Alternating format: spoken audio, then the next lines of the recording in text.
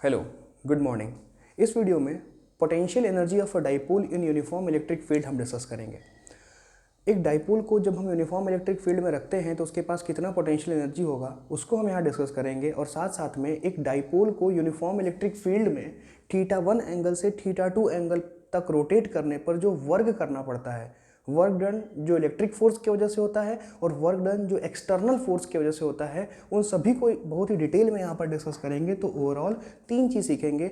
एक, dipole uniform electric field में रखा है तो पोटेंशियल एनर्जी कितना होगा, डाइपोल को यूनिफॉर्म इलेक्ट्रिक फील्ड में θ1 एंगल से θ2 एंगल पर रोटेट कराने पर work done due to electric force कितना होगा और work done due to external force कितना होगा। शुरू करते हैं। सबसे पहले हमें मान लेते हैं कि भाई इलेक्ट्रिक फील्ड यूनिफॉर्म है, और आप जानते होंगे कि यूनिफॉर्म इलेक्ट्रिक फील्ड को हम कैसे रिप्रेजेंट करते हैं। तो हम इसको रिप्रेजेंट करते हैं पैरेलल और इक्विडिस्टेंट लाइन से। जब हम पैरेलल और इक्विडिस्टेंट लाइंस बना देते हैं तो ये parallel equidistant line uniform electric field को रिप्रेजेंट करता है। हर एक डाइपोल जो होता है, डाइपोल से एसोसिएटेड डाइपोल मोमेंट होता है। Dipole moment charge into distance between charges के इक्वल होता है। Dipole moment charge into distance between charges के इक्वल होता है। अभी जानते होंगे कि जो डाइपोल मोमेंट P होता है, P का फॉर्मूला कितना होता है, Q इंटू 2L होता है। ठीक है ना, ये एक वेक्टर क्वांटिटी होती है और इस डाइपोल मोमेंट का जो डायरेक्शन होता है वो नेगेटिव चार्ज से पॉजिटिव चार्ज की तरफ होता है। खैर, अभी हम यहाँ पर मान लेते हैं कि अपने पास एक डाइपोल है। ये डाइपोल इनिशियली, समझिएगा, इनिशियली θ1 एंगल पर है। ठीक, एक डाइपोल है, डाइपोल P है हमारे पास, ये डाइपोल P θ1 एंगल पर है। अब हम इस डाइपोल को यार रोटेट कर रहे हैं। देखो, θ1 एंगल पर है, θ1 एंगल से हम इसको θ2 एंगल पर रोटेट करेंगे, और इसको रोटेट करने में कितना वर्क हुआ उस वर्क को कैलकुलेट करेंगे, क्योंकि पोटेंशियल एनर्जी का पता बिना वर्क निकाले नहीं हो सकता। ठीक बात है ना। वो भी समझाते हैं कैसे, आप जरा देखिएगा। ये डाइपोल था, इस डाइपोल को अब हमने यहाँ से लेके यहाँ तक, अब इसको हमने कितना रोटेट कर दिया, हमने θ2 एंगल रोटेट कर दिया। क्या ये दो डाइपोल है? नहीं, एक ही डाइपोल का दो पोजीशन है। ये डाइपोल का इनिशियल पोजीशन है जो यहाँ पर लिखा हुआ है, मैं I से रिप्रेजेंट कर दूँ। ये डाइपोल का इनिशियल पोजीशन है और ये डाइपोल का फाइनल पोजीशन है। डाइपोल पहले θ1 एंगल पर था और हम इसको θ1 से कितने पर लेके आ गए, θ2 एंगल पर लेके आ गए। ठीक बात है, ये तो इनिशियल हो गया, ये फाइनल हो गया। अब हम पहले निकालते हैं कि डाइपोल को θ1 एंगल से θ2 एंगल तक रोटेट कराने में हमें वर्क कितना परफॉर्म करना पड़ा। तो वर्क को निकालने के लिए आप समझिएगा, आप वर्क का फॉर्मूला क्लास 11 में पढ़े होंगे। लीनियर वर्क का फॉर्मूला क्या होता है, एक बार जल्दी से रिकॉल करा दें। वर्क का फॉर्मूला F इंटू dx आपने पढ़ा होगा, लेकिन ये फॉर्मूला तब सही है जब फोर्स कांस्टेंट है। अगर फोर्स वेरिएबल होता था तो उस केस में आपको क्या करना पड़ता था, इंटीग्रेट करना पड़ता था। ये कौन सा वर्क है, ये कौन सा, इसको लीनियर या ट्रांसलेशनल वर्क का ही फॉर्मूला है, ट्रांसलेशनल वर्क का फॉर्मूला है। लेकिन यहाँ पर ट्रांसलेशनल वर्क तो हो नहीं रहा, डाइपोल रोटेट कर रहा है। रोटेट कर रहा है मतलब कोई बॉडी रोटेट तभी करता है जब किसी बॉडी पर क्या लगता है, टॉर्क लगता है। और किसी डाइपोल को इलेक्ट्रिक फील्ड में रखने पर कितना टॉर्क लगता है, इसका डेरिवेशन हम आपको करा चुके हैं। आपने नहीं देखा तो डिस्क्रिप्शन में चेक करिएगा, आपको लिंक मिलेगा, वहाँ से आप उस वीडियो को भी देख सकते हैं। अब आइए देखते हैं कि भाई ये जो डाइपोल है ये इलेक्ट्रिक फील्ड में रखा है तो उसके ऊपर टॉर्क लगेगा। टॉर्क लगेगा तो ये रोटेट करने की टेंडेंसी रखता है, और अगर ये रोटेट करने की सर टेंडेंसी रखता है तो इस पर लीनियर वर्क थोड़ी होगा, इस पर तो रोटेशनल वर्क होगा। तो हमें रोटेशनल वर्क का फॉर्मूला लगाना पड़ेगा। ठीक है, इस डेरिवेशन को करने के लिए हम इसको थोड़ी लगाएंगे, ये यहाँ पे नहीं लगेगा, हमें रोटेशनल वर्क का फॉर्मूला लगाना पड़ेगा। तो अगर हम रोटेशनल वर्क का फॉर्मूला लगाएं, यहाँ पे हम लिखें, अगर हम रोटेशनल वर्क का, देखें आप, अगर हम रोटेशनल वर्क का फॉर्मूला लगाएं तो भाई इंटीग्रेट क्यों कर रहे हैं, अगर फोर्स वेरिएबल होगा या टॉर्क वेरिएबल होगा तो उस केस में आपको वर्क निकालने के लिए इंटीग्रेट करना पड़ेगा। अब आप कहेंगे टॉर्क कहाँ से आ गया, अरे भाई हम लीनियर की जब बात करेंगे या ट्रांसलेशनल की बात करेंगे तो वहाँ फोर्स होगा, और फोर्स के इक्विवेलेंट रोटेशनल में क्या होता है, तो टॉर्क होता है। तो फोर्स के प्लेस पर यहाँ पर कितना आ गया, टॉर्क। लीनियर में डिस्प्लेसमेंट या ट्रांसलेशनल में डिस्प्लेसमेंट होता है, और रोटेशनल में क्या होता है, एंगुलर डिस्प्लेसमेंट होता है। तो यहाँ पर एंगुलर डिस्प्लेसमेंट कितना कर दिया, टाउ डॉट डी थीटा। ठीक बात है ना, टाउ डॉट डी थीटा कि सर यहाँ पर समझिएगा कि जो रोटेशनल वर्क होगा, इसको रोटेट कराने में जो वर्क करना पड़ा वो कितना करना पड़ा, टाउ डॉट डी थीटा। ठीक, समझ में आ रहा है। ठीक, कोई दिक्कत वाली बात नहीं। टॉर्क कहाँ से आ गया, टॉर्क का फॉर्मूला कितना होता है, तो हमने आपको जैसा बताया कि अगर आपने नहीं देखा है तो डिस्क्रिप्शन में आपको लिंक मिल जाएगा, आप वहाँ से अवश्य देख लें। टॉर्क का जो फॉर्मूला होता है, वो टॉर्क का फॉर्मूला याद करें, आपने पढ़ा है P क्रॉस E। ठीक है, इसका डेरिवेशन हुआ है, टॉर्क का फॉर्मूला होता है P क्रॉस E, और P क्रॉस E को अगर आप सॉल्व करेंगे तो कितना आ जाएगा बताएं, P E साइन थीटा। तो टॉर्क का फॉर्मूला कितना हो सकता है, P E साइन थीटा। तो यहाँ पर हम टॉर्क का formula P E sine theta रखेंगे, लेकिन उसके पहले जरा इस फॉर्मूले पर थोड़ा ध्यान से कुछ चीज़ समझते हैं। जरा इसको बताओ यार, इस डाइपोल पर टॉर्क किधर लगेगा, ठीक है। उसके पहले जरा डिस्प्लेसमेंट तुम चेक कर लो कि तुमने डिस्प्लेसमेंट कैसे कराया। देखो भाई यहाँ पर डाइपोल तुम्हारा इस तरह से रखा है, इनिशियली यहाँ पर रखा है, इसको यहाँ से तुम यहाँ ऐसे रोटेट करा दिए, इनिशियल यहाँ था, यहाँ से यहाँ रोटेट कराए। तो जरा बताना यहाँ पर जो तुम्हारा ये डी थीटा है, ये डी थीटा क्लॉकवाइज है, जो जो आपका डिस्प्लेसमेंट हो रहा है, मैं डी थीटा क्यों कहूँ यार, थीटा कह लीजिए, जो एंगुलर डिस्प्लेसमेंट हो रहा है, ये एंगुलर डिस्प्लेसमेंट क्लॉकवाइज हुआ कि एंटी क्लॉकवाइज। ये देखो ऐसे ही घूम रहा है, तो ये आप समझ पा रहे होंगे घड़ी के विपरीत घूम रहा है, घड़ी के अपोजिट घूम रहा है, तो ये थीटा क्या है बताएं, एंटी क्लॉकवाइज है।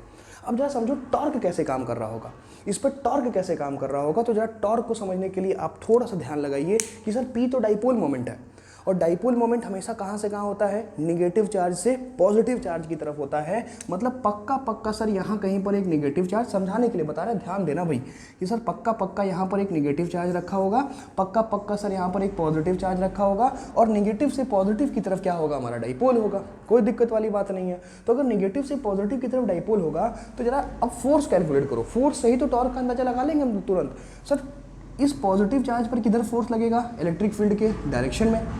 निगेटिव चार्ज पर किधर फोर्स लगेगा, इलेक्ट्रिक फील्ड के अपोजिट। तो पॉजिटिव चार्ज पर इलेक्ट्रिक फील्ड के डायरेक्शन में, निगेटिव चार्ज पर इलेक्ट्रिक फील्ड के अपोजिट। अगर हम एक बार के लिए आप इसको समझिए कि हम ऐसे इसको जोड़ भी देते हैं तो ये डाइपोल है, समझना ये डाइपोल है, पॉजिटिव चार्ज निगेटिव चार्ज, ठीक है ना, पॉजिटिव चार्ज निगेटिव चार्ज। अभी डाइपोल पॉजिटिव चार्ज पर इलेक्ट्रिक फील्ड के डायरेक्शन में फोर्स लगा, निगेटिव चार्ज पर इलेक्ट्रिक फील्ड के अपोजिट फोर्स लगा। ये जो पूरा का पूरा डाइपोल होगा, क्या आपको नहीं लगता कि ऐसे घूम जाएगा कुछ, बोलो भाई, क्या ये डाइपोल अगर ऐसे माने तो क्या ये डाइपोल कुछ ऐसे नहीं घूम जाएगा क्या। और बताओ ये डाइपोल जब इस तरह से घूम रहा है तो टॉर्क किधर लग रहा है, किस तरफ घूम रहा है, क्लॉक है कि एंटी क्लॉक, दिमाग चलाओ। सर ये देखिए ये ऐसे जा रहा है, ये तो घड़ी की सुई किधर घूम रहा है, क्लॉकवाइज डायरेक्शन में घूम रहा है। हाँ इसका मतलब कि सर जो टॉर्क यहाँ पर मिल रहा है, टॉर्क कैसे मिल रहा है हमको, क्लॉकवाइज डायरेक्शन में मिल रहा है। समझ में आया। तो डिस्प्लेसमेंट जो हो रहा है, एंगुलर डिस्प्लेसमेंट जो हो रहा है वो एंटी क्लॉकवाइज, हम इसको रोटेट करा रहे हैं एंटी क्लॉकवाइज इनिशियल से फाइनल, लेकिन जो साला इस पर टॉर्क लग रहा है वो किधर लग रहा है, उस पर क्लॉकवाइज डायरेक्शन में लग रहा है। ठीक बात है क्या, तो कोई दिक्कत नहीं, इसको मिटा देते हैं, इसका काम नहीं है, इसको हम समझाने के लिए सिर्फ आपको बताएं। ठीक, कोई दिक्कत नहीं। सर थीटा हो गया एंटी क्लॉकवाइज, टॉर्क हो गया क्या हमारा क्लॉकवाइज, तो ठीक। तो अब बताओ एक चीज़ है तुम्हारा क्लॉकवाइज, एक क्वांटिटी है क्लॉकवाइज, एक क्वांटिटी है एंटी क्लॉकवाइज। तो जब एक क्लॉकवाइज और एक एंटी क्लॉकवाइज होगा तो एंगल दोनों वेक्टर के बीच में कितना होगा, 180 डिग्री। समझ रहे हैं। टाउ डॉट डी थीटा को अगर कोई बालक लिखेगा तो लिखेगा tau a dot b, a b cos theta होता है ना यार, वही तो कह रहा है, tau d theta, tau d theta. और यहाँ पर समझिएगा टाउ डी थीटा और टॉर्क और जो थीटा जो डिस्प्लेसमेंट है वो दोनों कितने डिग्री के एंगल पर है, वो एक दूसरे के अपोजिट है, क्लॉक एक एंटी क्लॉक, तो 180 डिग्री का एंगल आया। तो यहाँ पर हमने कितना पुट कर दिया, cos 180 degree, and that cos 180 is equals to कितना, -1 हो जाएगा सर, माइनस को बाहर करिएगा और टाउ डी थीटा लिखिएगा यहाँ पे। ठीक, अब ना टॉर्क का भी गेम ओवर करा लेते हैं। आप सिंस क्या करके लिख देते हैं, यहाँ पे हमने लिखा है बट यहाँ पर भी लिख देते हैं, टाउ इक्वल टू फॉर्मूला होता है सर आपका P क्रॉस E। ठीक, कोई दिक्कत वाली बात नहीं है। तो यहाँ से फॉर्मूला बताएं कितना आ जाएगा, PE साइन थीटा। टॉर्क का फॉर्मूला क्या आ गया, PE साइन थीटा। ठीक है, ये थीटा क्या है, ये डाइपोल और इलेक्ट्रिक फील्ड के बीच का एंगल है। कंफ्यूज तो नहीं हो रहे हो यार कि सर ये 180 कहाँ से आ गया, अबे A डॉट B है यार, ए बी कॉस थीटा। अब टॉर्क और डी थीटा के बीच चूंकि एंटी क्लॉकवाइज है, दोनों के बीच में कितना एंगल बनेगा, एक क्लॉक एक एंटी क्लॉक है, कितना एंगल बनेगा, 180 डिग्री। तो उसको सॉल्व कर दिया। अब टॉर्क को भी तो रखेंगे, टॉर्क को भी तो रखेंगे, सही बात, कोई दिक्कत वाली बात नहीं सर। रखिए यहाँ पर ना PE sine theta, PE sine theta D theta. PE dipole moment और इलेक्ट्रिक फील्ड तो कांस्टेंट है, इलेक्ट्रिक फील्ड वैसे यूनिफॉर्म है, डाइपोल मोमेंट क्यों बदलेगा, Q सेम है, दोनों चार्ज के बीच का दूरी सेम है, तो क्यों बदलेगा। तो P को और E को हमने बाहर कर दिया, integral sine theta D theta. अच्छा सर लिमिट लगाएंगे, बताओ भाई रोटेशन कहाँ से कहाँ करा रहे हो, ये इसका इनिशियल पोजीशन था, ये क्या हो गया इसका फाइनल पोजीशन हो गया। तो हम तो कह रहे हैं कि θ1 से कहाँ रोटेट करा दिए तुम, θ2 पर रोटेट करा दिए। तो तुमने यहाँ पर रोटेट कराया θ1 से कहाँ पर, θ2 पर, कोई दिक्कत नहीं। अब बस इसको इंटीग्रेट करेंगे और हमको हमारा रिजल्ट मिल जाएगा। सभी बच्चे जानते हैं कि साइन का इंटीग्रेशन कितना होता है, माइनस कॉस होता है, ठीक है ना। तो साइन का इंटीग्रेशन अगर माइनस कॉस आएगा तो ये माइनस, जैसे देखें माइनस PE, अरे सॉरी इंटीग्रेशन तो हो गया, माइनस कॉस थीटा, θ1 से कहाँ पर, θ2 पर। ठीक बात है ना। ये रोटेशनल वर्क का फॉर्मूला था। और असल में रोटेशनल वर्क मतलब क्या भाई, एक बात और जरा सा क्लियर कर लेते हैं। ये जो रोटेशनल वर्क है, यहाँ पर रोटेशनल वर्क किसकी वजह से है, इलेक्ट्रिक फील्ड की वजह से है। जो रोटेशनल वर्क है भाई, इसको रोटेट करा, जो रोटेशनल वर्क इस पर मिल रहा है वो रोटेशनल वर्क ये क्या है, work done due to electric field है, यही तो work done due to electric field है, ठीक बात है कि नहीं है। तो ये रोटेशनल वर्क हम लोग बात कर रहे थे, माइनस पीई, ये अच्छा माइनस कॉस थीटा, थीटा 1 से थीटा 2 तक, माइनस को क्या कर लो यार, बाहर कर लो, यहाँ से माइनस को क्या कर लो, बाहर कर लो। अगर भैया तुम माइनस को बाहर करोगे तो माइनस माइनस प्लस हो जाएगा, ये कितना हो जाएगा बताइए आपका पीई, सही है क्या, ठीक है ना। ये देखो कितना हो जाएगा, एक सेकेंड, ये पीई, ठीक है ना, ये पीई हो गया, यहाँ पर ये कितना बच जाएगा, माइनस माइनस प्लस हो गया, cos theta upper limit minus lower limit, यानी cos theta 2 minus cos theta 1, ये देखिए कितना आ गया, ये कॉस थीटा 2 माइनस कितना हो गया, कॉस थीटा 1, ये आपके सामने आ गया। समझ में आ रहा है कि नहीं आ रहा है। और ये हमने क्या निकाल दिया, हमने अपना वर्क निकाल दिया। तो जो वर्क का हमको फॉर्मूला मिला कि सर थीटा 1 एंगल से थीटा 2 एंगल तक रोटेट कराने में, अगर हम थीटा 1 एंगल से थीटा 2 एंगल तक हम रोटेट कराएंगे तो इसको रोटेट कराने में जो वर्क का फॉर्मूला आएगा, वो वर्क का फॉर्मूला कितना आएगा, पीई कॉस थीटा 2 माइनस कितना हो गया, कॉस थीटा 1। ध्यान रखने वाली बात क्या है, ध्यान रखने वाली बात सर यहाँ पर ये है कि this theta 2 is the final angle, final angle है। और ये थीटा 1 क्या है बताएं, ये थीटा 1 आपका इनिशियल एंगल है सर, ये थीटा 2 आपका फाइनल एंगल है और थीटा 1 आपका क्या है, इनिशियल एंगल है। और ये वर्क डन का फॉर्मूला आ गया कि भाई डाइपोल को अगर तुम रोटेट कराओगे तो कितना वर्क करना पड़ेगा, pE cos theta 2 minus cos theta 1। क्या कहते हो यार, समझ में आया, एक बार ध्यान से देखो इसको, एक बार ध्यान से देखें, ठीक है भाई, समझ में आया, आगे बढ़ा जाए। अब थोड़ा सा बात और करते हैं। सर ये तो आ गया वर्क का फॉर्मूला, ये कौन सा वर्क है, ये भाई ये work done due to electric field है ना। इलेक्ट्रिक फील्ड की वजह से आपको कितना वर्क मिला, pE cos theta 2 minus cos theta 1, ये work done due to electric field आया। अभी हमें तो पोटेंशियल एनर्जी पढ़ाना शुरू किया था, बट हमने बताया था कि हमको पोटेंशियल एनर्जी भी बताएंगे और वर्क भी बताएंगे। तो भाई पोटेंशियल एनर्जी तो हमने आपको भी बताया ही नहीं, पहले आप वर्क समझिए। अगर हम इसको पूरा लिखें तो भाई ये क्या आया, ये क्या आया, ये work done due to electric force है ये सर आपका। ये जो फॉर्मूला है, ये फॉर्मूला क्या है, ये फॉर्मूला आपका है work done due to electric force. आपको थोड़ा बहुत पहले से पता होगा, आप ये जानते होंगे, एक रिलेशन आप जानते होंगे कि negative of change in potential energy, 11th में पढ़ा होगा। सेंस आप ये जानते होंगे कि negative of change in potential energy is equals to work done due to electric force. Negative of change in potential energy किसके बराबर होगा, work done due to electric force के बराबर होगा। और याद रखना, इलेक्ट्रिक फोर्स और एक्सटर्नल फोर्स का जो वर्क होता है उसमें किसका डिफरेंस होता है, तो साइन का डिफरेंस होता है। अगर work done due to electric force, ये अगर work done to electric force plus में है, तो अगर आपको work done due to external force अगर निकालना है, sorry work done due to external force निकालना, तो आपको क्या लगाना पड़ेगा, यहाँ पर माइनस लगाना पड़ेगा। तो work done due to electric force plus है और work done due to external force क्या हो जाएगा, उसका जस्ट उसका माइनस हो जाएगा। तो अभी जो ये आप कैलकुलेट करके आ रहे हैं, ये जो पूरा का पूरा डेरिवेशन हमारा चला है, ये डेरिवेशन किसके लिए चला है, ये derivation work done due to electric force के लिए चला है। ये फॉर्मूला आपका work done due to electric force है, ठीक है। हम थोड़ा सा इसको जगह बना लेते हैं, इसको मिटा देते हैं, फिर हम आगे बताना शुरू करते हैं। आप इसको नोट कर लीजिए, अगर आपने नोट नहीं किया तो स्क्रीनशॉट अवश्य ले लीजिए, ठीक। आगे बढ़े तो इसको हम यहाँ से हटाते हैं। तो भैया देखो, अब यहाँ से मेरे को क्या मिला कि सर देखिए work done due to electric force कितना मिल गया आपको, वो मिल गया हमको PE cos theta 2 minus cos theta 1। PE cos theta 2 minus कितना मिल गया, कॉस थीटा 1 मिल गया, ये work done due to electric force मिल गया, ठीक। तो sir work done due to external force कैसे निकालेंगे, कोई दिक्कत नहीं भाई, इलेक्ट्रिक फोर्स का निगेटिव है एक्सटर्नल फोर्स, ये पहले से आप जानते होंगे। इलेक्ट्रिक फोर्स का नेगेटिव क्या है, आपका एक्सटर्नल फोर्स है, ठीक है ना। याद, अगर नहीं जानते तो आज जान लो, इलेक्ट्रिक फोर्स और एक्सटर्नल फोर्स दोनों एक दूसरे के अपोजिट होते हैं साइन में, ठीक है। तो work done due to external force बराबर कितना हो जाएगा, negative of work done due to electric force. नहीं जानते बात तो उसको जान लो भाई, minus PE cos theta 2 minus cos theta 1। Sir ये आपको work done due to external force मिल गया, ये आपको work done due to external force मिल गया। समझते हो इस बात को। लेकिन सर बात तो पोटेंशियल एनर्जी की है, तो आइए अब बात करते हैं पोटेंशियल एनर्जी की। पोटेंशियल एनर्जी को याद करो यार, ठीक है। पोटेंशियल एनर्जी तुमने 11वीं में पढ़ी थी। एक इंपॉर्टेंट बात कि पोटेंशियल एनर्जी कब डिफाइन कर सकते हैं। सबसे पहली बात कि सर अगर कोई फोर्स कंजर्वेटिव होगा तभी हम लोग पोटेंशियल एनर्जी डिफाइन कर सकते हैं। फिर कंजर्वेटिव क्या होता है, तो भैया वो सारे फोर्सेस जिनका वर्क इनिशियल पॉइंट और फाइनल पॉइंट पर डिपेंड करता है वो कंजर्वेटिव फोर्स होता है। सही बात है ना। तो इलेक्ट्रिक फील्ड तो इलेक्ट्रिक फोर्स तो कंजर्वेटिव फोर्स है, तो पोटेंशियल एनर्जी तो डिफाइन करने वाले हैं। लेकिन एक इंपॉर्टेंट बात कि पोटेंशियल एनर्जी हम तभी डिफाइन कर सकते हैं जब किसी एक पॉइंट का हमको पता हो। जब किसी एक पॉइंट का पोटेंशियल एनर्जी हमको गिवन होता है, पता होता है, तभी उसके रिस्पेक्ट में हम किसी दूसरे पॉइंट का पोटेंशियल एनर्जी कैलकुलेट कर पाते हैं।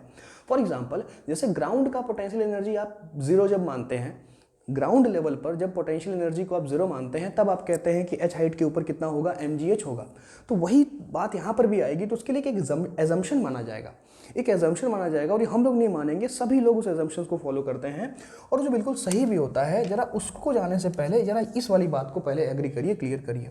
क्या आप ये जानते हैं negative of change in potential energy बराबर work done due to CF मतलब कंजर्वेटिव फोर्स।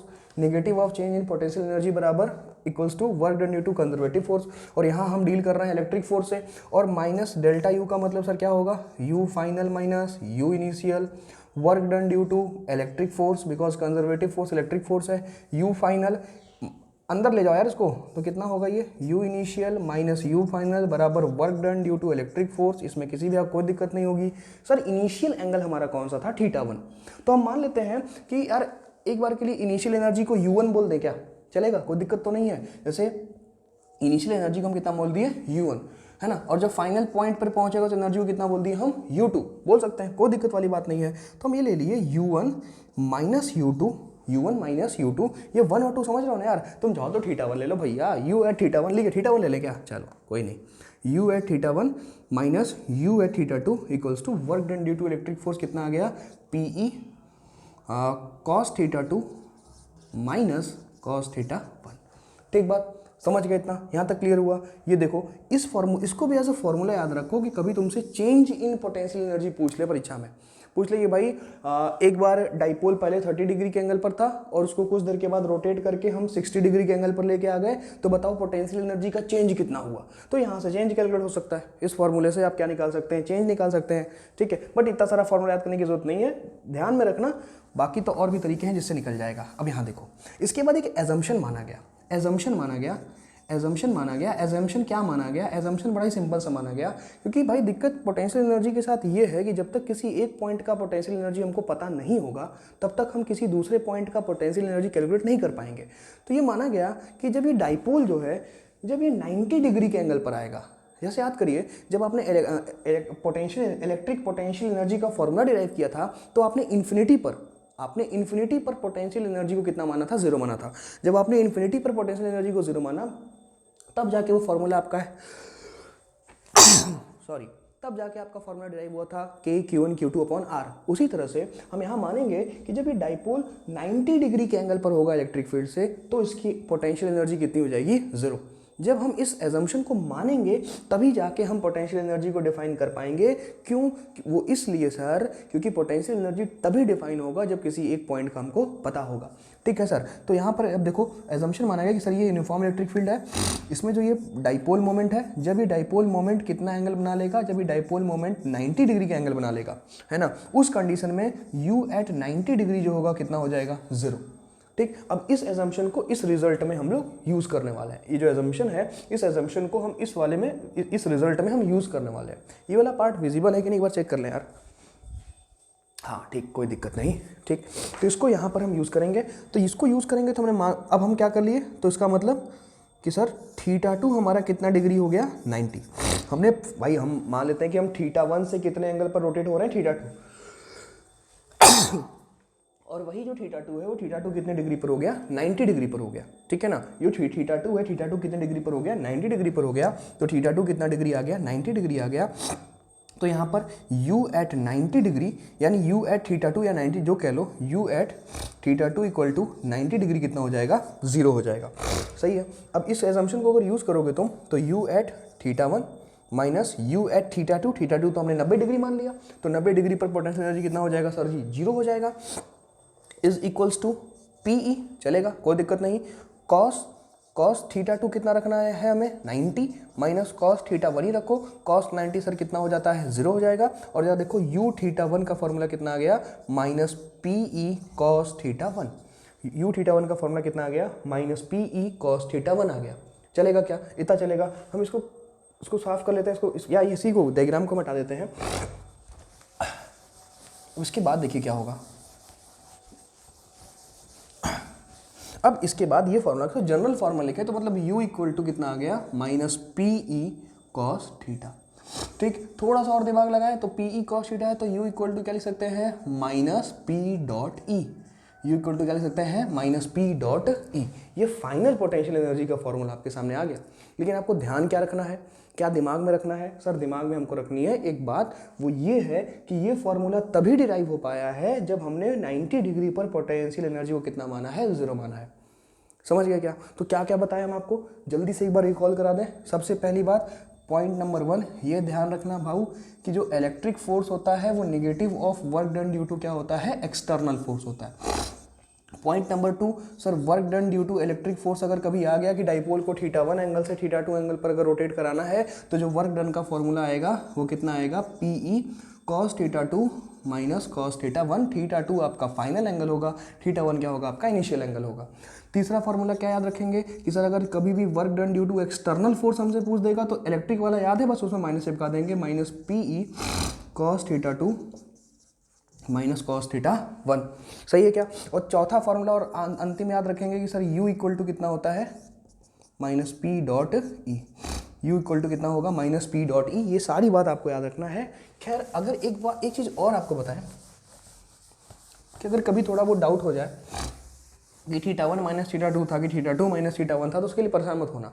जैसे तुम इस वाले ये तो बहुत ही बेसिक चीज़ है, सबको याद होगा कि डेल्टा यू बराबर कितना होता है, negative of work done due to conservative force. अब हम माइनस यहाँ लिखें चाहे यहाँ लगाएं, बात एक ही है, उससे कोई फर्क नहीं पड़ता, इधर ही लगा देते हैं। ठीक, तो ये सॉल्व करने पर कितना आ जाएगा, u initial minus you final equal to work done due to कौन सा फोर्स, इलेक्ट्रिक फोर्स। ठीक बात है ना? तो अगर आपको ये चीज़ याद है तो उस कंडीशन में अगर work done due to electric force आपको निकालने को आएगा तो आप कैसे निकाल सकते हैं कि सर इनिशियल का फॉर्मूला क्या लगाएंगे, समझना। अब इनिशियल का फॉर्मूला लगाओ, यू इनिशियल, अरे ये तो याद हो सकता है ना, minus P E cos theta, तो माइनस पी ई कॉस θ1 चलेगा क्या?